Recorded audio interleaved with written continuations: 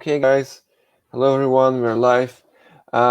Today we have Nathan Hirsch, who is describing himself as a remote hiring expert who teaches online business owners how to scale with virtual assistants through outsource school.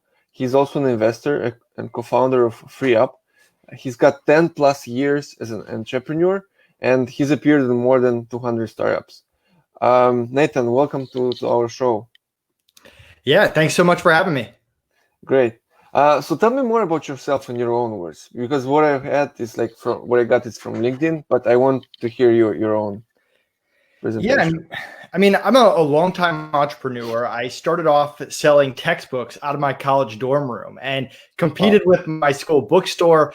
Eventually got a cease and desist letter from my college telling me to knock it off and stop competing with them. And it's funny. From there, I thought it was so cool having this Amazon storefront, and I just had to figure out what to sell. So I started experimenting, and through a lot of trial and error, I came across baby products. So if you can imagine me as a 20-year-old single college guy selling baby products on Amazon, that was me. And I scaled this business, but I needed to hire. And hiring college kids was really unreliable. They were smoking weed on the job, drinking at the job. And I had to pivot, and a buddy of mine introduced me to the remote hiring world, the Upworks, the Fivers. And so I started hiring from there. I learned through a lot of bad experiences how to hire remote VAs correctly.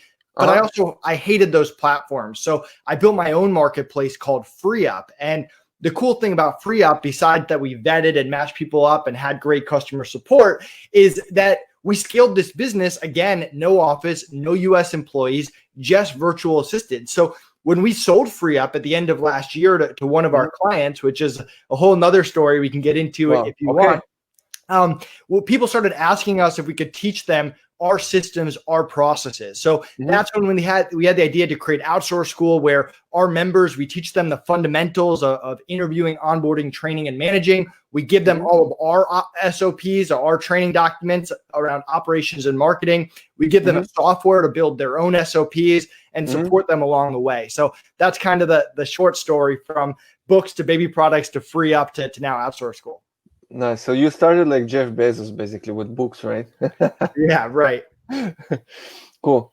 All right. Can you tell me a few of the challenges that you faced along, driving your business remote, and how did you overcome them?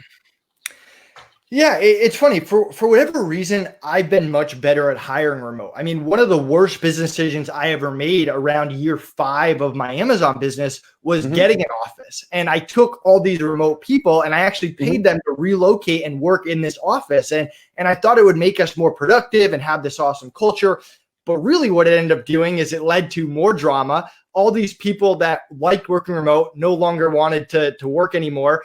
I felt like I created a 9-to-5 job for myself where I had to come into the office every day, and I added overhead to a business that didn't really need overhead. It was working fine remote. So for me, the key to remote working is communication. And I learned that early on, getting everything in writing, making sure people are on Slack or Skype and you're communicating with them throughout the day, sending emails back and forth, and really setting the communication expectations up front and holding people accountable to that. And no matter how talented someone is, you don't work with them unless they can communicate at a high level. Discipline, right? Discipline is very important in the remote world. I can see that for sure. Okay, I have a question. So I've actually tried your platform. Right now I'm hiring for a job role using FreeUp. Cool. I mean, your X platform, because you just told me you sold it. Right. So I was thinking, like, there is you just mentioned that you have Upwork, you got Fivers of the world. How are you guys different from them? So it's really 4 things. We pre-vet people before we let them on the platform. FreeUp gets thousands of applicants every week. We only let the top 1% on. I say we, but it's really they. And then from there, we match people up quickly. So instead of posting a job and getting 50 people to apply, you post a job and we send you 1 to 3 people. So you can pick from people that we already vetted. Mm-hmm. On the back end, I would put the customer service there, but better than any other platform out there. I personally trained all the customer service reps there, and I know the new owners are all about customer support as well. And they have a no turnover protection. Turnover kills small businesses. And while they have very low turnover, if someone does quit, they'll cover replacement costs and get you someone else. So those are really the four differences. And I'm sure the new owners will add a lot of other stuff as well. Mm-hmm. Gotcha.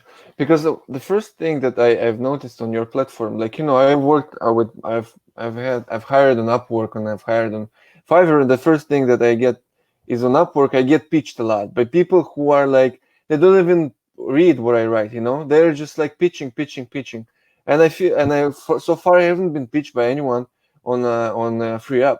And it's been a very good onboarding experience so far. I got an email from your head of business development. His last name is German, and it's been a very good experience so far. So I can see you guys are different. Yeah, Garrett, he's an awesome guy. Yeah, exactly. Okay, I was wondering. So when you started FreeUp, right? How did you guys grow it? Like, what did you do to scale it, and how did you get the first clients for it? It's funny because we came from the Amazon world where we didn't have to market at all, right? You pay Amazon the 15%, they get the customers for you. So going into FreeUp, we didn't know how to market. We didn't know SEO. We didn't know marketing at all. And so we did a lot of trial and error to figure out not only how do we market, but how do we use virtual assistants to help with the marketing process? And we didn't want to pay money on ads. It's funny, now on Outsource School, our top priority is how do we learn ads, because we scaled FreeUp from a $5,000 investment to doing 12 million a year without any money on ads. And that's because we had a very good organic marketing playbook. And this is a playbook we teach to our members at Outsource School. It's a playbook where each part, the VAs do 90% of the work and you do that last 10%. And we did it on FreeUp. We do it ourselves on Outsource School. And we really believe that any business should implement this, and anything you do on paid ads just complements your organic marketing strategy. And the strategy starts off with just an affiliate program. You need to have an affiliate program. If you don't have one, you need to make one. It needs to be clear on your website, and you need to tell every single person about it. If you have other people doing phone calls for your company, talking to your partners, talking to your clients, at the end of every call, they need to mention your affiliate program. We did that at FreeUp. We do that at Outsource School. Next, we look for partnerships. We try to find people that have the same target audience, but have a different service, a different business that's non-competing. So with FreeUp, we started off going after Amazon sellers to be our clients because we were Amazon sellers. So it was a good place to start. So we went to Amazon software companies and we said, okay, you offer Amazon software. We don't offer VAs. We offer VAs. We don't offer Amazon software. Let's set up content swaps where every 6 months, every quarter, we'll do a blog article together. We'll do a webinar. We'll do a podcast, whatever it is. And we have a VA organize this. And we actually have a playbook on Outsource School called the Partnership Playbook. And it teaches you how to set all this up. So we got affiliates, we got partnerships.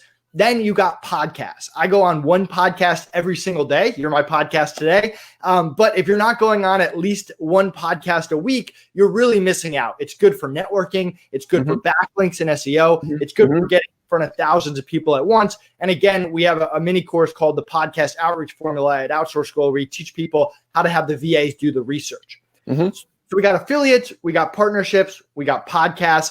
Next is content. So putting out content consistently. Anyone that follows me on Facebook or LinkedIn, 3 posts every single day. And content is a big part of growing. And all this stuff goes together. Someone might read your content and invite you on their podcast. A podcast host might want to be an affiliate. A partner might want to be an affiliate. So they all kind of go together. Next is networking. I try to network with 3 new entrepreneurs every single day. It's something I'm passionate about. No pitching, no selling, just trying to add value. And lastly, lead generation, going after influencers, people who have communities of your ideal targets, and they might want to be an affiliate, they might not want to be an affiliate, but getting them to promote your products and taking really good care of their communities. And if you're doing those 5 things at a high level, that's what's going to help you grow your business fast. Wow, that's a great overview. I haven't heard anyone giving such a very, very clear, very focused overview. I can see you're very often on podcasts. Yeah, I know. Because podcasts are great. I mean, it's just a great way to grow your business. And even if no one listens to the podcast, it's just a great way to connect and learn about other people. Mm-hmm. What have you seen the biggest issue, or like biggest challenges with growing and scaling actually your business remotely?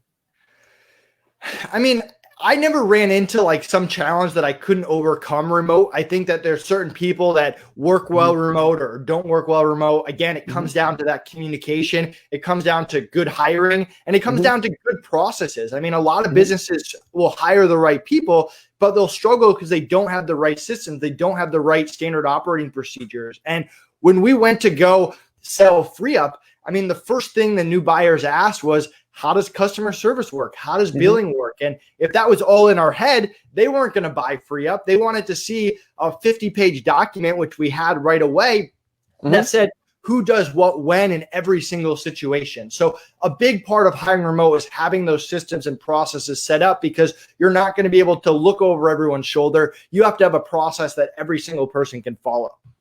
Mm-hmm. Gotcha. So honestly, I hired a lot of people remotely, and I'm also hired remotely for a few companies.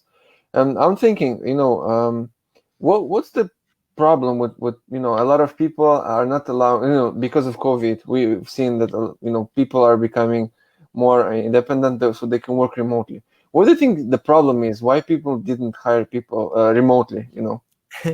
It's a great question. I'm not 100% sure of the answer. I do think as a country and as a world, we were going more in the remote direction. I mean, more entrepreneurs were seeing the benefits and the flexibility of hiring remote, and more freelancers and PVAs or people with jobs were seeing Mm-hmm. the benefits of having multiple clients and not having just one revenue stream. And I think COVID just kind of sped all that up, because now the clients Yes. can't have an office, so they have to learn how to work remote. And a lot of the people that had the 9-to-5 jobs, who thought their jobs were really secure, are now realizing their jobs were not as secure as they thought they were. And they're realizing having multiple clients is probably a good thing as well. So I don't think it changed the direction. I think it just sped everything up. Mm-hmm. Yeah, I agree with you. Okay.